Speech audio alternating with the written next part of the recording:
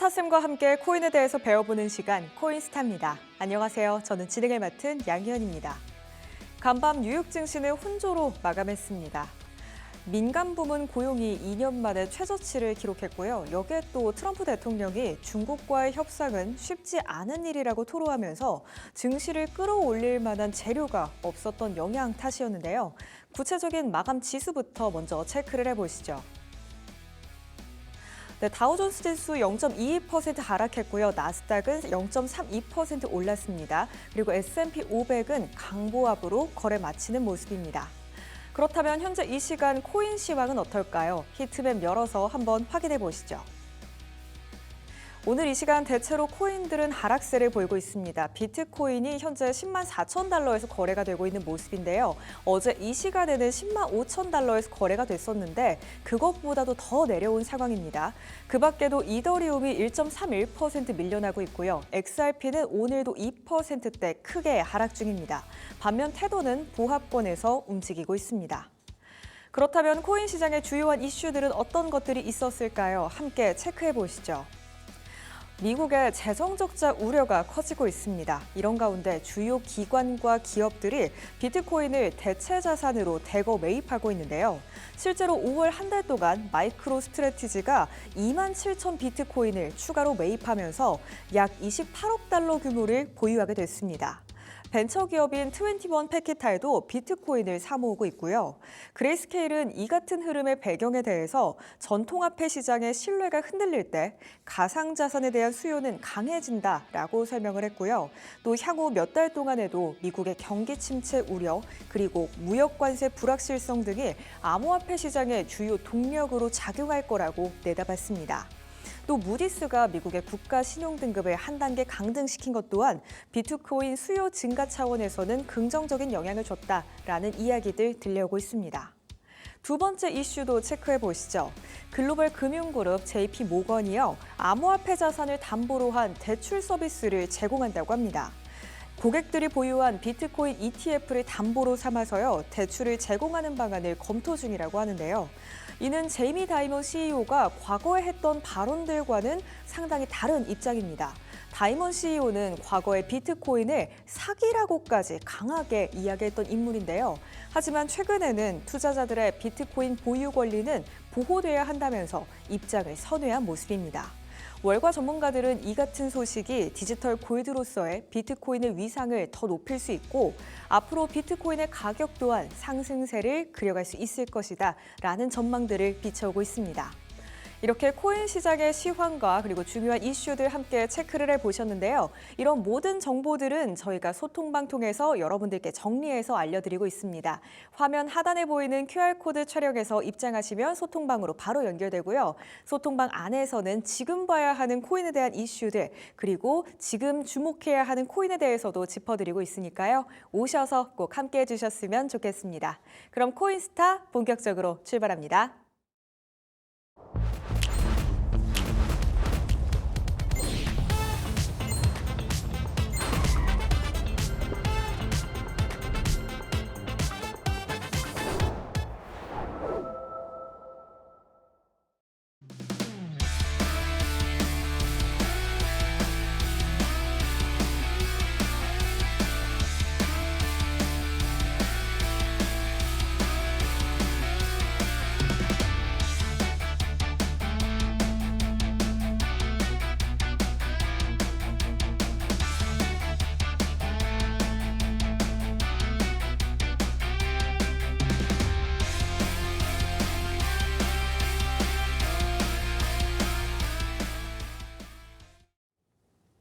이번 주의 마지막 코인스타도 제로쌤과 함께합니다. 제로쌤 어서 오세요. 반갑습니다. 제로쌤 올블랙은 처음인 것 같은데요?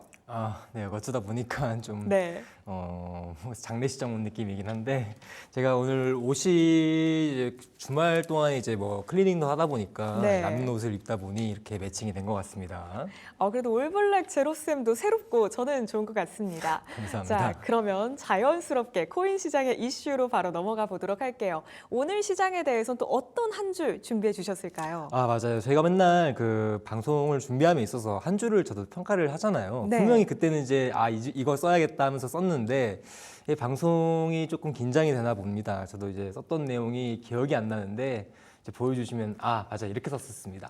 자 그래서 오늘의 한마디는 이제 고용 지표 충격과 이제 비트코인은 아직 조정 구간이다라고 이야기를 하면서 이제 시장의 주요 경제 지표인 고용 지표와 함께 더불어 비트코인의 현재 조정 구간에 어떤 의미가 있는지에 대해서 이제 한 줄 평가를 해보도록 했었고요. 오늘 시장에서 이제 많이들 말씀을 드릴 게 사실 이제 매달 첫째 주부터 두 번째 주가 가장 스케줄도 많고 경제 지표도 좀 많고 시장에 이벤트들이 여러 가지가 좀 있습니다. 그래서 매번 이제 제가 원래는 이제 퀀트랑 이제 애널리스트 출신이다 보니까 이런 부분에서 시장을 항상 볼 때 매달 첫째 주, 둘째 주가 매일 중요하다라고 이야기를 매번 드렸었습니다. 그래서 이번에 이제 6월 첫째 주가 들어감에 있어서 이제 고용 지표, 특히 이제 비농업 지표가 발표가 있는데요. 이제 그런 부분에 대해서 현재 그 시장에 대한 지표 발표 이후에 시장에 대한 이제 방향성과 또 변동성이 어떻게 될지에 대해서 이야기 드리도록 하겠습니다. 네, 아까 히트맵 통해서 보셨듯이 대부분의 코인들이 하락세를 그려가고 있는 모습입니다. 앞으로의 코인 시장 과연 흐름은 어떻게 될지, 지금의 이 조정 기간을 딛고 다시 올라올 수 있을지 오늘 그 전망에 대해서 함께 이야기 나눠보도록 할게요. 그러면 코인 트렌드 시간으로 이어가 보도록 하겠습니다. 제로쌤, 오늘 코인 트렌드 시간에는 또 어떤 내용에 대해서 함께 봐보면 좋을까요? 네. 오늘 코인 트렌드 준비하면서 사실 내용은 두 개를 준비했었어요. 네. 하나는 이제 오늘 있었던 이슈 하나랑 그리고 이제 좀 저도 여러분들하고 좀 재밌게 얘기하고 아마 이게 이제 너튜브에 영상이 올라가게 되면은 조회수가 좀 잘 나오는 게 아무래도 이제 기술적 분석에 대한 설명이더라고요.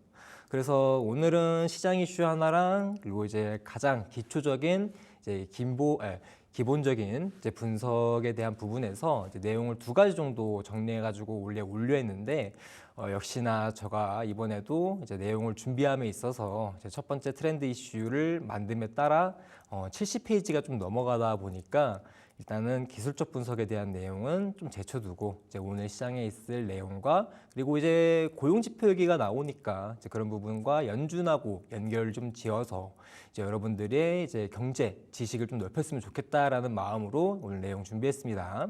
자, 화면 보여주시면 바로 진행하도록 할게요. 자, 일단은 보시면요. 파월이 상당히 고민이 깊은 얼굴로 시작을 합니다. 그렇죠? 그래서 코인 트렌드 1번에 대한 내용은 뭐냐? 비트코인, 고용지표 둔화의 침체, 그러면서 105K 구간에서의 치열한 공방전이라고 제가 내용을 적었는데요. 일단은 오늘 새벽이었습니다. 이제 미국의 주요 고용지표인 이제 ADP 민간 부분의 고용지표가 발표가 됐었죠. 이제 그 부분부터 살펴봐야 될 것 같은데. 일단은 그 지표가 이제 좀 있으면 제가 뒤에서 보여드리겠지만은 지표 발표 이후에 사실 시장은 크게 변동성을 보이진 않았었어요. 그래서 나스닥 지수하고 이제 이제 다우 산업 지수하고 이제 S&P 500 지수 모두 방향성이 좀 다르죠.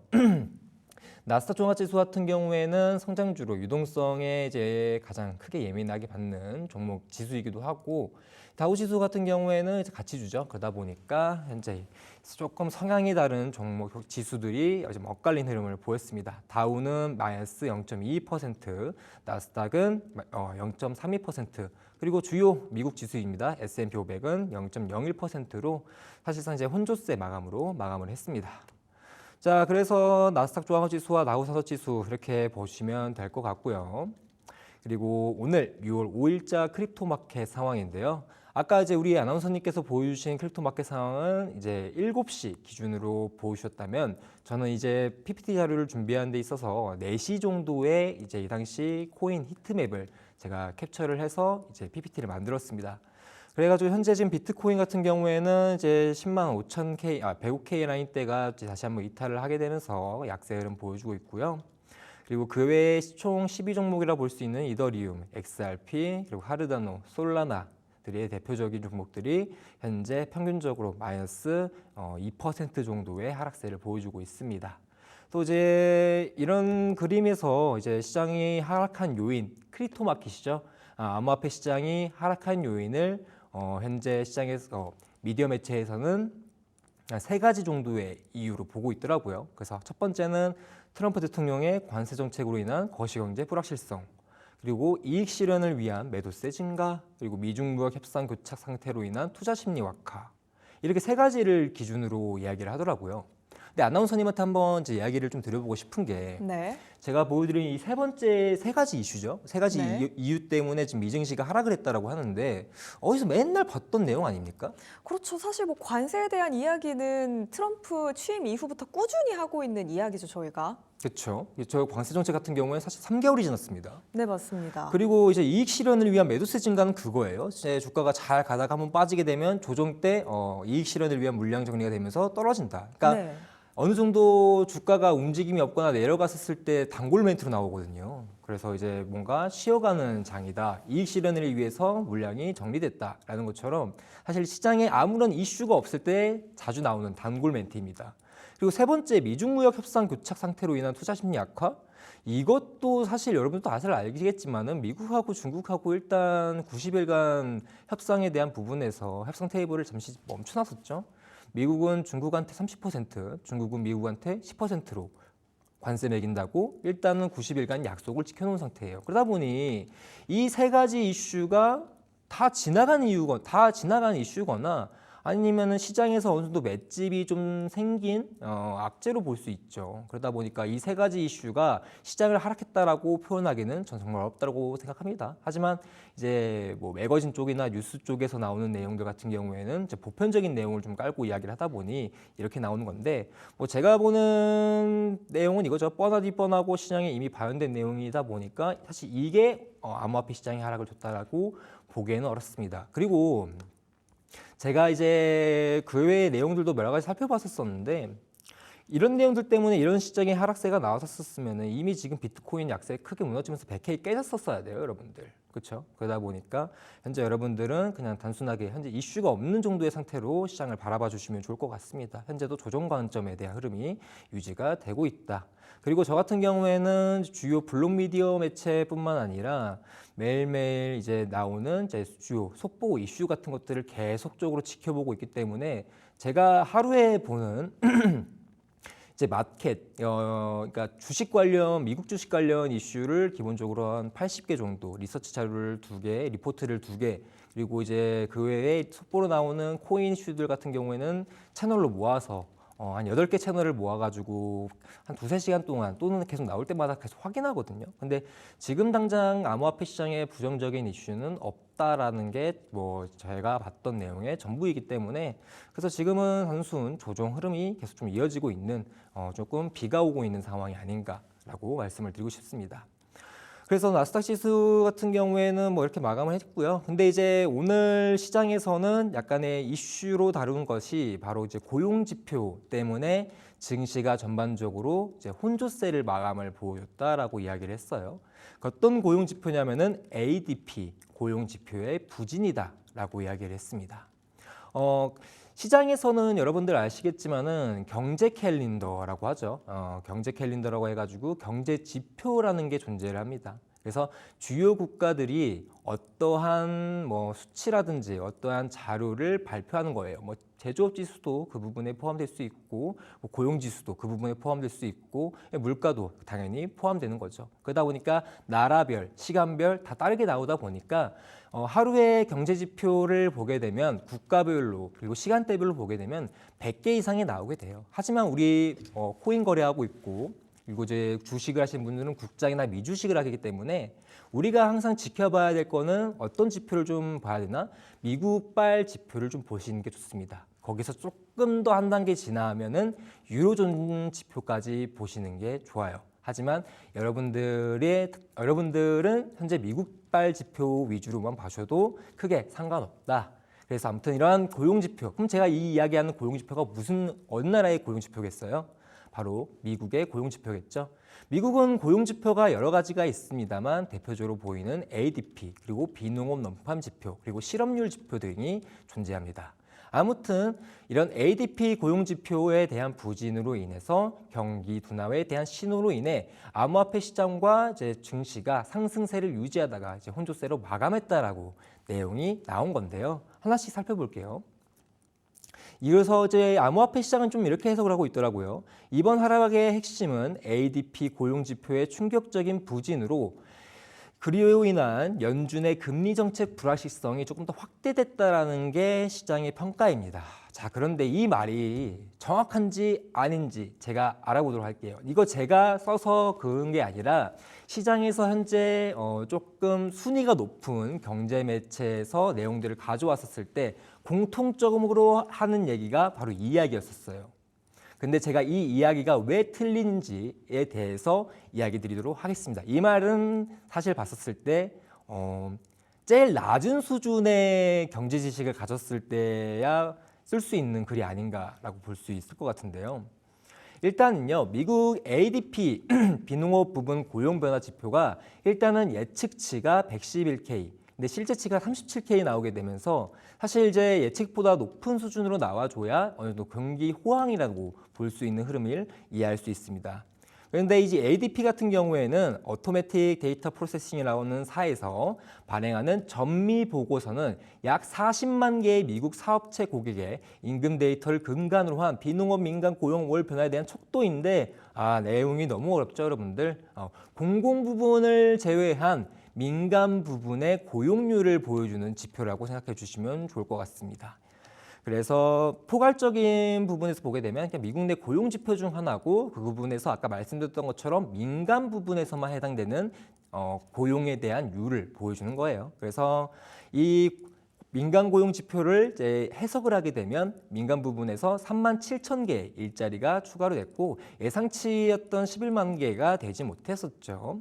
그러다 보니 이제 직업에 대한 자리가 부족하게 되나요? 일자리가 부족해진 상황에 미국의 흐름을 보여주고 있다라고 봐주시면 좋을 것 같습니다. 근데 이제 빠르게 또 해석하면 이렇게 될 수가 있겠네요. 일자리가 부족한 거면은 지금 많은 사람들이 고용을 엄청나게 올려놨기 때문에 고용을 하기 때문에 고용에 대해서 직업을 가졌기 때문에 일자리가 줄어든 거 아니냐고 하는데 이 지표는 추가되는 일자리를 말하는 겁니다. 기존에 있던 일자리를 제외하고 추가적으로 만들어지는 일자리. 근데 그게 현재 발표치에 대한 예상치로는 원래는 111K, 즉 11만 개 이상의 일자리가 만들어질 거야라고 했지만 일자리가 줄어든 거죠. 그러다 보니 어떻게 된 거예요, 여러분들? 시장에서 일자리에 대한 부분이 줄어드니 당연히 고용에 대한 부진도 같이 일어나실 수밖에 없겠죠. 그러다 보니까 예상치보다 낮은 이 ADP 민감 고용 지표에 대한 부분이 시장 하락을 야기시켰다라고 설명할 수가 있겠죠. 아나운서님은 좀 어떻게 생각하시나요, 이런 부분에 대해서? 어떤 걸 여쭤보시는 걸까요, 제로쌤?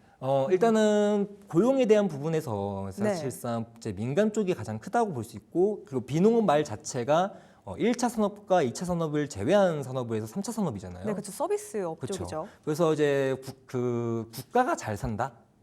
그리고 어느 정도 상당히 높은 수준의 의식주를 갖고 있는 문화들 같은 경우에는 사실 1차, 2차 산업을 조금 제외하고 3차 산업에 대한 부분을 좀 위주로 본단 말이에요. 그렇죠. 강조를 많이 그렇죠. 하죠. 근데 이번에 미국이 계속적으로 고용이 좋아진다 했었는데 이번에 고용 지표를 보니까 일자리가 줄어들었죠, 사실. 그렇죠. 결과가 뭔가 시장에서 예상한 것과는 반대로 나왔죠. 그렇죠.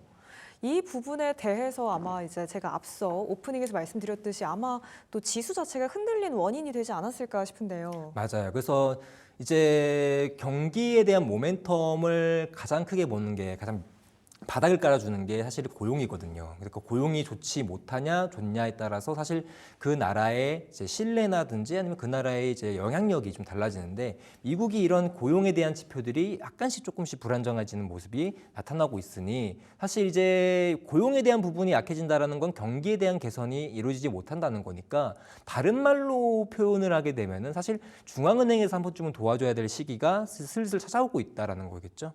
그래서 어느 정도의 부양이 좀 필요한데 아무튼 간에 그래서 아무튼 이런 ADP 민간 고용 지표가 이런 식으로 발표가 되니 좋게 나온 게 아니라 좀 불확실성으로 좀 나오다 보니까 시장이 약간의 위험 자산에 대한 선호 심리가 줄어든 거겠죠. 그러다 보니까 이제 2년 2개월 만에 가장 낮은 수준으로 보여줬다라고 이야기를 해요. 그래서 예상치보다 이제 좀 낮춰진. 근데 이제 보면은 23년 2월 1일자 흐름을 보게 되면 예상치보다 그때도 낮췄단 말이에요. 근데 왜 2년 2개월을 했었을 때 왜 굳이 23년 4월 5일 날 발표한 이 지표를 얘기했을까라고 하면은 보면 되게 재밌는 건데 이 당시 이제 106K가 나왔을 때도 예상치 하에 있잖아요, 여러분들. 근데 보시면은 예상치가 178이에요. 실제치가 106K고. 근데 이전 예상치는 150K로 증가를 한 거죠. 예상치가 증가를 했습니다. 시장을 조금 더 긍정적으로 바라보는 뷰에서 안 좋게 나온 거고, 그리고 이후에는 200K로 고정이 됐었어요. 그러다 보니까 공제 경기에 대한 모멘텀을 이 정도 수준으로 보고 있었었는데 이때 당시 안 좋게 나왔기 때문에 예상치를 올림에서의 안 좋은 흐름과 그리고 예상치가 유지되는 상황에서의 안 좋은 흐름을 이제 나눠서 봅니다. 그래서 2년 2개월 만에 이제 ADP 고용 지표가 상당히 좀 낮게 나왔다라고 시장이 얘기를 했습니다.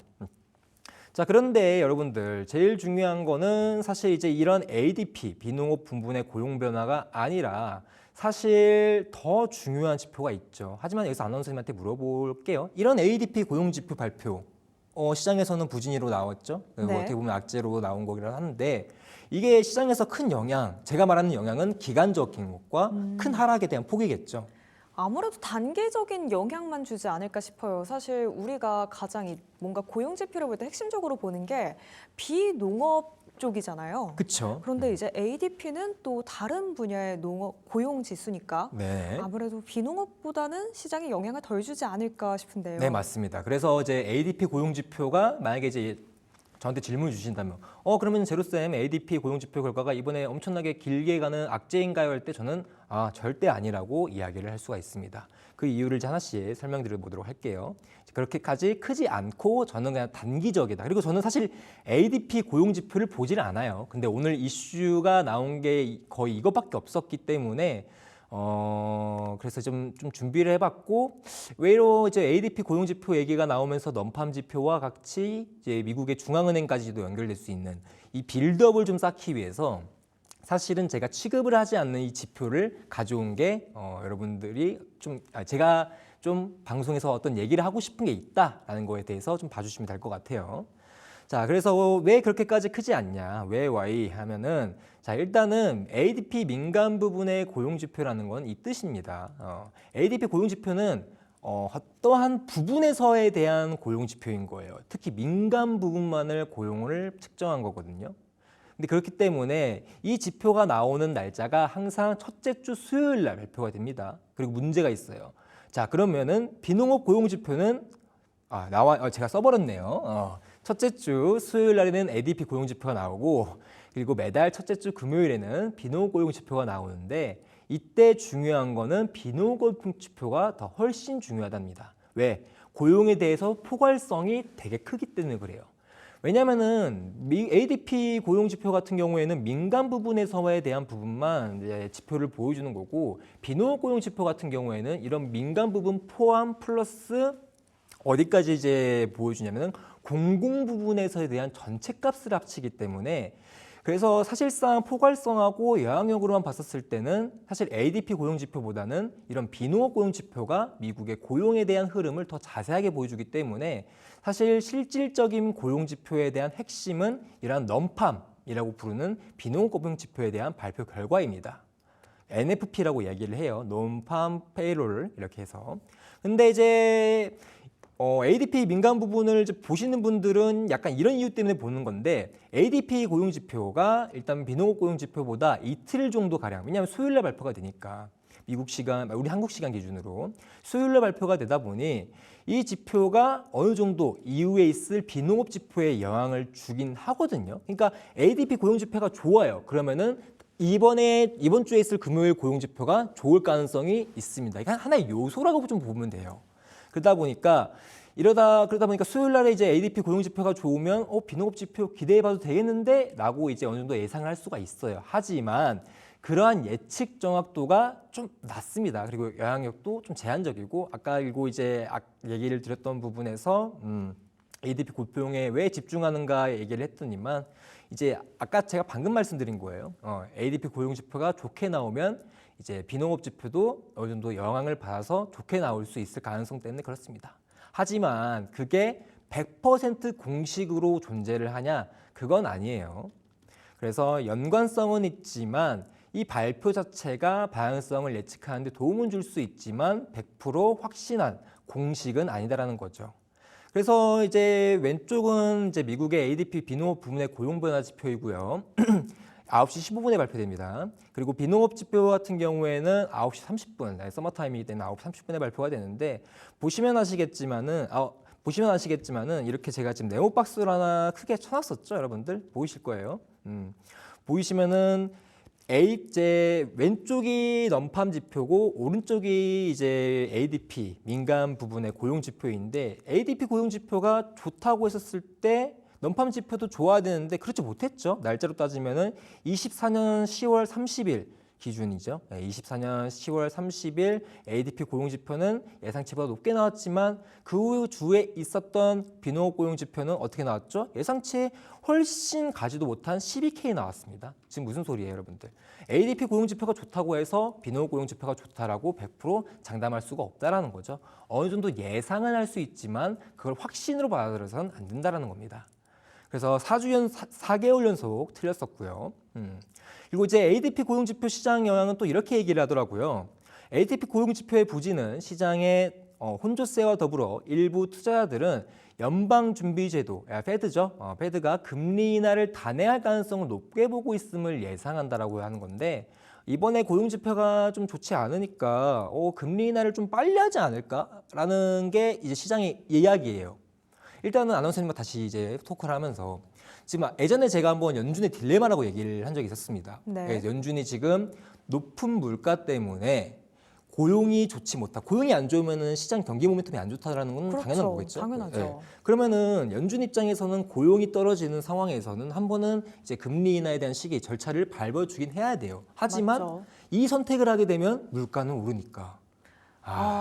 이게 그쵸. 쉽게 선택하기 너무 어려운데요. 그렇죠. 그러다 보니 이걸 딜레마라고 하는 거죠. 선택이 두 가지가 있는데 어떤 선택을 하든지 간에 안 좋은 결과가 초래한다는 거죠. 고용을 생각해가지고 금리 인하를 하게 되면은 물가가 계속적으로 올라갈 수밖에 없고 반대로 물가 생각해가지고 동결을 하게 되면은 고용에 대한 모멘텀이 계속적으로 안 좋아질 수가 있겠죠.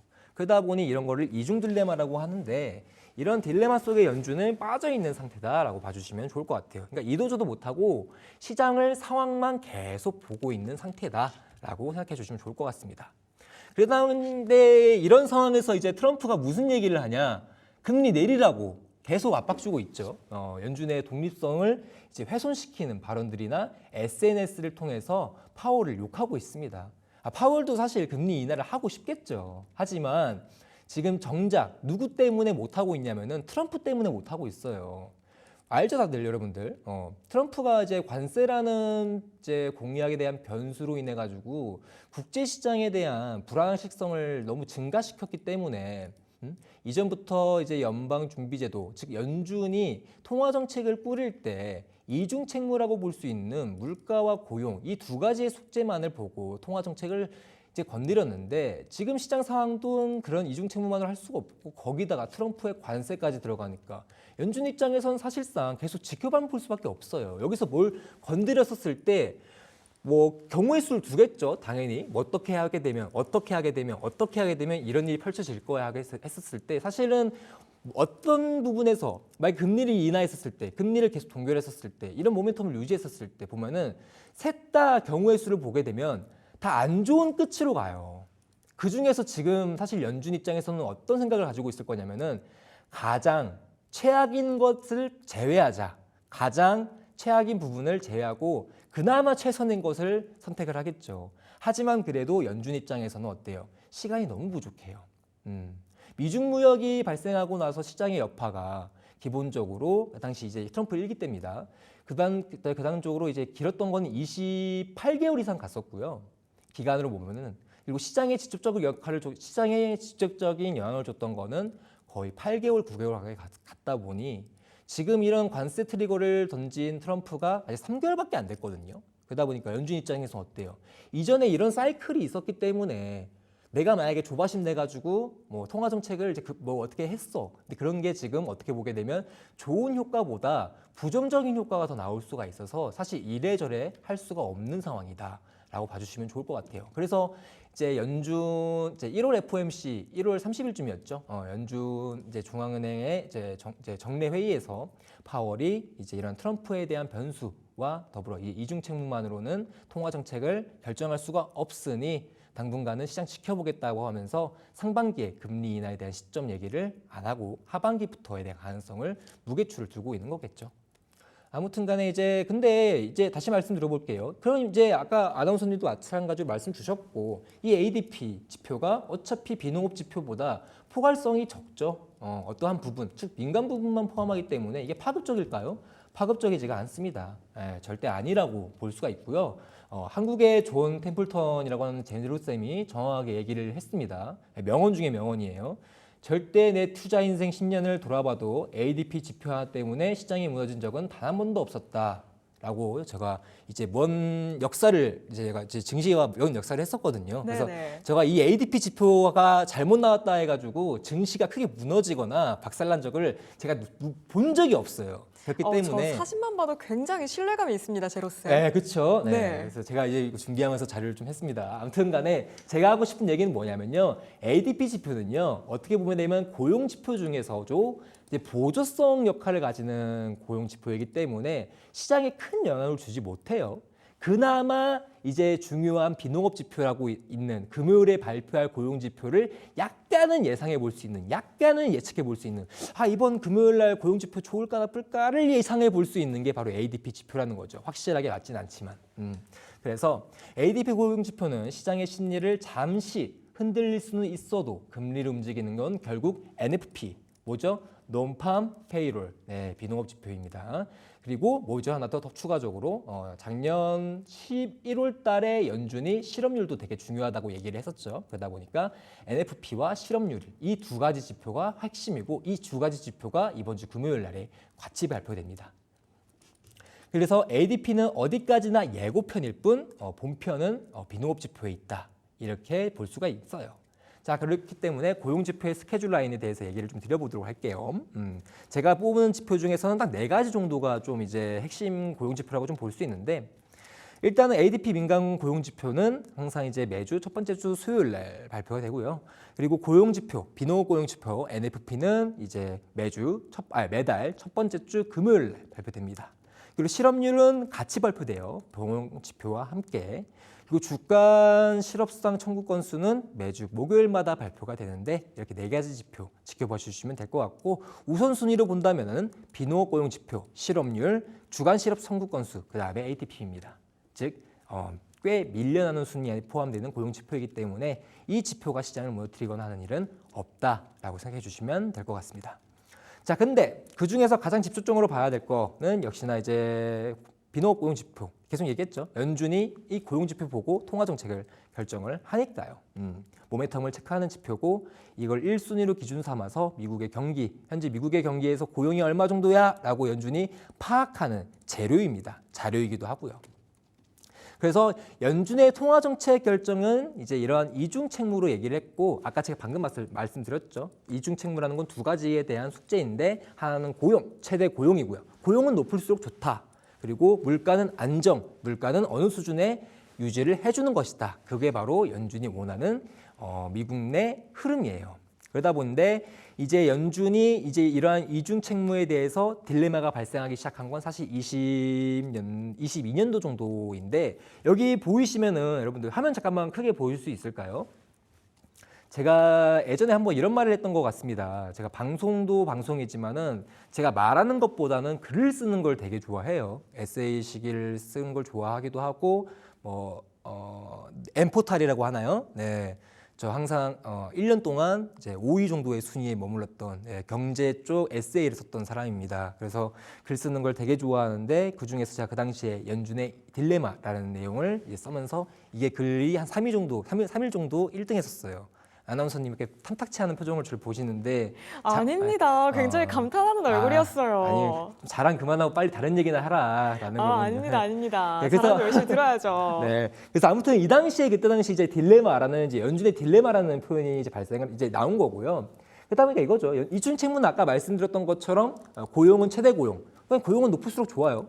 물가는 안정, 물가는 어느 정도 어떠한 밴딩을 유지한 채 유지되는 것. 이것이 바로 이제 연준이 원하는 가장 이상적인 미국 시장 상황을 얘기하는 겁니다.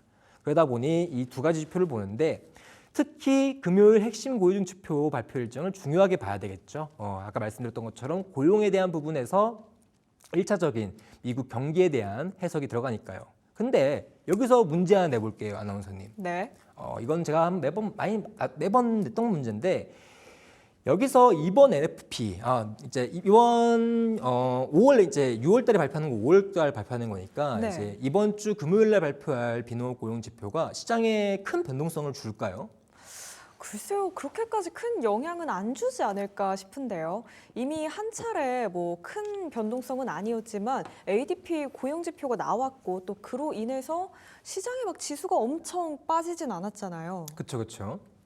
이런 걸 미뤄봤을 때 NFP 발표 또한 크게는 영향을 주지 않지 않을까 싶은데요. 일단은 유동성에 대해서 연결해서 잘 말씀 주신 건 좋은데 하나가 네. 좀 빠졌는데 그거 아, 제가 오늘 아나운서님한테 이런 설명할 수 있다는 게 영광이네요. 처음으로. 자, 아무튼 진행해볼게요. 영광까지야. 네. 자, 근데 일단은 여러분들 아마 비농업 고용 지표나 이제 경기 지표 중에서 CPI를 이제 코인 선물 거래로 몸소 겪으실 분들이 진짜 많았을 거라 생각해요. 갑자기 뜬금없이 9시 몇 분에 갑자기 뜬금없는 변동성이 나와가지고 이게 뭐야? 하는 사람들이 있었을 거라 저는 생각을 하거든요. 아마 그 당시 고용 지표나 이런 CPI, 개인 소비자 물가 지수에 대한 지표 발표를 이제 잘 모르기도 하고 그게 언제 발표되는지 모르고 그런 이제 스케줄을 모르다 보니 이제 큰 변동성에 당하신 분들도 몇 분 계셨을 거고 반대로 이러한 지표를 통해서 변동성이 크게 나오니 지표 매매를 하시는 분들도 있었을 거라 생각을 합니다. 그러다 보니까 이렇게 고용 지표, 특히 코인 하시는 분들은 비농업 고용 지표랑 CPI는 기가 막히게 다 알더라고요. 다른 건 몰라도. 아무튼 간에 그래서 이번에 코인 투자자들 입장에서 보면 이번 고용 지표도 사실 지표 매매를 할 사람들한테는 또 기대가 되는 날이긴 해요. 근데 저는 지표 매매는 절대로 권유하지 않습니다. 도박을 하는 것과 마찬가지다라고 보고 있기 때문에. 그래서 근데 이제 중요한 건 이번 NFP 즉 비농업 지표 발표가 이전에도 가장 크게 변동성을 줬었었는데 이번에도 변동성을 줄까? 이게 지금 오늘의 핵심이거든요. 저는 일단은요 날짜로 보게 되면 2024년 기준으로 7월 달부터 시작을 해서 잠시만요 몇 월 달이야? 7월 달부터 시작해가지고 12월 달까지 작년 하반기에 이제 비농업 지표에 대한 발표 때마다 비트코인에 대한 움직임을 이제 같이 이제 타임라인으로 매겨봤거든요. 이 당시 어땠냐면 변동성에 집중해주세요, 여러분들. 자, 7월에 비농업 지표 발표했을 때는 비트코인이 OK 정도 변동성을 보여줬고요. 8월에 넘판 발표 때는 9K 이상 변동성을 보였습니다. 이 당시 이제 잭슨 홀 회의도 아마 이제 껴있었을 거라 가능성이 있고 9월 때 넘판 발표할 때도 7K 이상 변동성이 보여졌죠. 커요. 네. 그리고 10월 달 넘판 발표할 땐 3K 정도. 이때는 조금 작았습니다. 그리고 11월 달엔 4K 정도. 그리고 12월 달에 이제 이건 좀 이제 여러분들이 좀 헷갈릴 수 있는데 그 계엄일이 있었잖아요. 비상계엄. 그때가 이제 12월 3일인데 이제 비농업 지표 발표가 발표됐던 거는 12월 6일 날로 발표했던 직후의 흐름을 보게 되면 그 당시 7K 정도의 변동성을 보여줬었거든요. 즉 무슨 말이냐? 변동성을 자극하는 지표는 이제 고용 지표와 그러니까 비농업 지표와 이제 아까 말씀드렸던 물가 지표 CPI인데 이 지표들이 나올 때마다 어떤 결과치를 가져올 때마다 비트코인에 대한 변동성이 기본적으로 4K에서 7K 정도는 움직여줬다는 거죠. 근데 이게 사실 코인 선물 거래를 하시는 분들 입장에서는 4K, 7K가 진짜 커요. 아실 분들은 다들 아실 거라 생각합니다. 그렇기 때문에 이번 넘판 발표가 또 발표되면 이 정도의 변동성을 보여줄까 하는데 그래서 저는 이거 물어보고 싶은 거예요. 이 정도의 파급력 줄까? 저는 아니라고 생각을 합니다. 일단은 오늘 발표일이 아니라 내일 발표일이네요. 내일 발표일인데 이제 6월 6일 이제 9시 30분에 이제 서머타임 적용돼 가지고 이제 비농업 지표가 발표가 되는데요. 예측치는 130K지만 이제 실제치는 저는 예상치보다 좀 높을 거라고 저는 좀 생각을 하고 있습니다.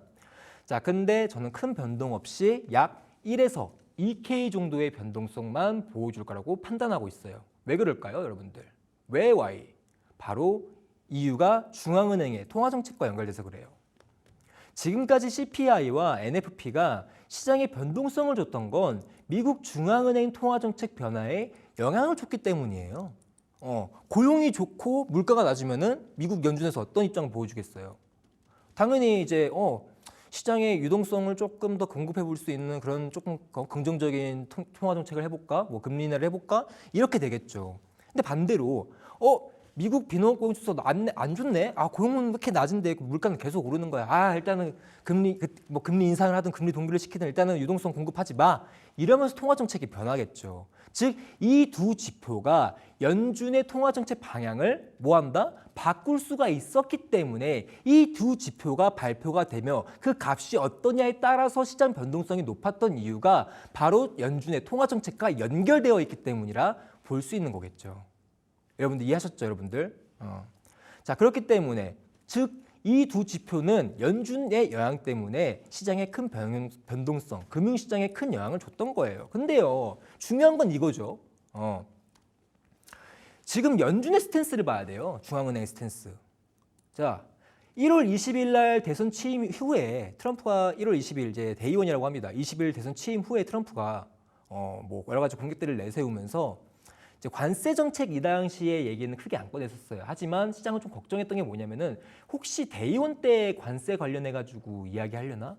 그런 것도 있었지만은 그런 이야기 없이 이제 뭐 바이든 행정부가 있었던 이전에 이런 관습들을 다 지울 것이다. 뭐 이런 얘기는 했었어요. 하지만은 관세에 대해서는 정하거나 이제 뭔가 좀 더 자세하게 내용은 설명하지 않았습니다. 그래서 이 관세 정책이라는 거는 미국 중앙은행이 가장 크게 생각하는 글로벌 시장 내 큰 변수예요. 관세가 올라감에 따라 물가는 당연히 오를 거고 그 물가에 대해서 주요 글로벌 중앙은행들이 통화 정책들이 다 바뀌겠죠. 그렇게 바뀌는 통화 정책들에 대한 변화가 당연히 나비 효과로 시작을 해가지고 어떤 영향, 어떤 그 금융시장의 리스크를 줄지 몰라요. 그러다 보니까 파월 입장에서는 알 수 없는 공식을 가지고 있는 사람이 지금 현재 대통령이 된 거죠, 사실은. 그런데 이제 그 당시 주요 은행권들 뭐 제가 말이 되는지 모르겠지만 JP모건에서라든지 아니면은 이제 뭐 블랙록에서에 대한 이제 애널리스트들이 말하기를 최소한 트럼프가 이러한 관세 정책에 대한 이야기를 25년 하반기 정도에 하지 않을까라고 예상을 했었어요. 하지만 트럼프 누구죠? 2월 2주도 안 됐습니다. 대선 취임식 날 2주도 안 돼서 캐나다, 멕시코 너네 일로 와봐 하고 25% 관세 때리기 시작하려고 했던 거예요. 근데 뭐 다행히 유예가 됐고 뭐 서로 강대강 싸움이 될 뻔했지만 다행히 조금 이러한 지정학적 리스크가 완화가 됐었죠. 아무튼 그래서 이걸 알고 있었나 이 파월은 그러다 보니까 파월은 이러한 트럼프의 성향과 그전까지 트럼프가 SNS로 파월을 너무 괴롭혔기 때문에 파월이 이런 트럼프의 관세가 언제 터질지 몰라. 즉 1월 FOMC에서는 이런 얘기를 했던 거예요. 무슨 얘기? 트럼프의 관세 정책에 대한 변수 때문에 기존 방법을 사용해 통화정책 결정을 할 수 없다. 그러니까 이중 책무만으로도 불가능하다라고 얘기한 거예요. 우리가 백날 경기 고용 비농업 지표가 좋고 물가 지수가 잔잔한 그림을 보여줘도 이 관세가 가져올 이 파급적인 효과는 아무도 예상할 수가 없는 거기 때문에 최소한 시간을 조금 들여다보면서 기다려야 된다. 그러다 보니까 상반기에는 금리 인하 안 하겠다. 통화 정책에 변화 안 주겠다라고 하는 거예요. 그러면 시장 평가를 하는 투자들 입장에서 어때요?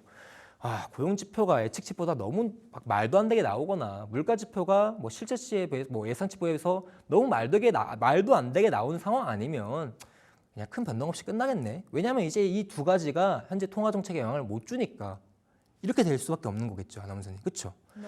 그래서 지금 아까 제가 말씀드렸던 제 중요한 문제는 뭐냐면은 예전에는 그래요. 마찬가지 연준이 이 비농업하고 물가지수 보면서 통화정책을 했기 때문에 이 두 지표가 증시, 금융시장, 전통시장, 채권시장, 원화시장, 싹 다 암호시장 합해 다 해가지고 영향을 줬지만 지금은 그 역할을 못 한다고요. 그 제 기능을 못 하기 때문에 제가 봤을 때는 1, 2K 정도의 변동성 나오면은 많이 나온 거라고 저는 생각을 하기 때문에 이렇게 현재 여러분들한테 말씀드리고 싶은 거는 이번 주 금요일 날 나올 고용 지표가 예상치보다 어떤 결과로 나올지는 모르겠지만 이전만큼에 대한 변동성은 보이지 않을 것이다 라고 말씀을 드리고 싶은 거예요. 그래서 추가적으로 예전에는 고용지표나 물가지표가 어떤 결과치로 인해 가지고 추세를 보여줬거든요. 그대로 갔었어요. CPI 작년 CPI가 아마 그런 흐름을 보였었는데 이제는 아니다. 비농업 고용 지표와 CPI가 더 이상 이제 암호화폐 시장의 방향성을 지금은 보일 수가 없다라는 겁니다. 그래서 제발 너튜브나 별스타그램, 기타 등등 SNS에서 뭐라고 하신 줄 아세요, 여러분들? 이번 고용 지표 정말 중요합니다. 내용 너무 이 지표가 이후에 비트코인은 120K 감 그런 찌라시를 듣지 말고 여러분들 무시를 하세요. 제가 이렇게 자료 가져오고 내용 가져오고 보면요, 저는 뭔가의 자료를 기반으로 이런 값을 보여주고 값을 통해서 이야기를 하는 사람이기 때문에 뜬구름 잡는 소리를 안 해요. 즉 여러분들한테 팩트 체크만 하는 거거든요. 지금 민농업 지표랑 물가 지표 오늘 이야기에서 한 줄을 평가하면 고용 지표, 물가 지표 필요 없다 이렇게 볼 수가 있는 거거든요. 시장의 영향성에. 자, 아무튼 간에 연준은 트럼프라는 관세라는 변수를 갖고 있는 슬픈 하나의 사연입니다. 자, 근데 뜬금없이 제가 여기서 이제 이야기를 하나 하고 싶은 게 있는데요. 여러분들이 노란톡방에 들어오신 분들도 있지만 제가 사실 이제 저도 소통방이 있겠죠, 아나운서님. 네. 소통방이 있는데 저는 소통방을 좀 다르게 운영을 하고 있어요. 그래서 여러분들이 보일지 모르겠지만은 이제 자료 같은 것들을 이제 PDF 파일로 올려놓고요. 지금은 지금 2개밖에 안 올렸거든요. 지금 파일 정리가 다 안 돼가지고. 그리고 두 번째는 이제 트레이딩 관점에 대한 뷰를 좀 올려놨습니다. 그래서 어제 저를 보고 매매하신 분들은 아마 XRP랑 이더리움 수익 났었을 거예요, 아마. XRP 매도 포지션 잡아가지고 수익 나셔가지고 어떤 분이 이제 수익 인증 올리셨었는데 이렇게 매일 기준으로 이제 종목들을 올려줍니다. 다만 채권 시장이나 금융 시장이 쉴 때는 저는 차트 분석 안 해요. 시장의 전반적인 움직임이 있을 때 그때야 비로소 안정적으로 제 차트 분석이 가능하니까 그때 뷰를 올려드립니다. 그리고 이제 하모니 패턴이라고 하면 좀 이제 잘 모르실 분들도 있는데 이제 여러 가지 트렌드가 좀 많이 섞인 분석 방법을 통해서도 올려드리고 있고요. 그리고 이제 분석마다 비트코인도 하고 이더리움도 하고 솔라나도 했고 리플도 하기 때문에 종목은 주인장 마음이죠. 네, 내가 올리고 싶은 거 올려야 되는 게 맞으니까요. 그리고 그런 부분에서 진입대에 대한 관점과 그리고 진입을 했다, 진입 중 이렇게 하면서 말씀을 드립니다. 그리고 나서 저는 이제 마지막으로 이제 수익지를 올리는데 저는 그때 방송에서 말씀드렸을 것 같아요. 방송에서는 제가 수익 자랑 안 하려고 해요. 수익 자랑 해봤자 어차피 의미가 없거든요. 그래서 이런 식으로 하고 있고 저는 지금 또 하나의 추가적인 방, 저의 이제 리서치룸이라는 방을 준비하고 있는데 이 방에서는 이제 주요 종목들에 대한 총 22종목들에 대한 내용을 24년간 그리고 25년 현재 기준으로 이제 유동성에 관한 그리고 이제 온체인 데이터에 관한 그리고 이제 현재 시장에 관한 내용들을 담은 내용들에 대한 PDF 20권과 그리고 CVD 차트, 파이어 차트라고 하면은 아마 코인 좀 하시는 분들은 이 차트 뭔지 아실 거예요. 왼쪽은 이제 파이어 차트다. 오른쪽은 코인얼라이즈 히트맵이다라고 할 수 있는데 이렇게 유료성 자료도 배포하고 있으니까 언제든지 놀러 주시면 될 것 같습니다.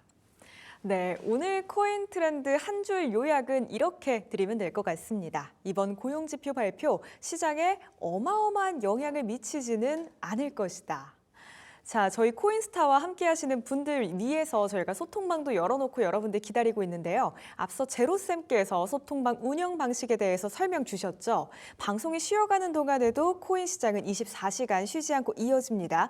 이 시장에서 잘 대처하기 위해서는 우리 제로쌤만의 특급 정보 꼭 얻어가셨으면 좋겠는데요. 화면 하단에 보이는 QR코드 촬영해서 소통방 참여 바로 부탁드릴게요. 코인스타 오늘 저희가 준비한 내용은 여기까지입니다. 저희가 방송 통해 드리는 말씀은 주가 판단에 대한 조언일 뿐 해당 자산의 상승과 하락 보장하지 않는다는 점 유의해 주시기 바랍니다. 그럼 저희는 내일 하루 쉬고 월요일 저녁 7시에 돌아오겠습니다. 오늘도 함께해 주신 여러분들 고맙습니다.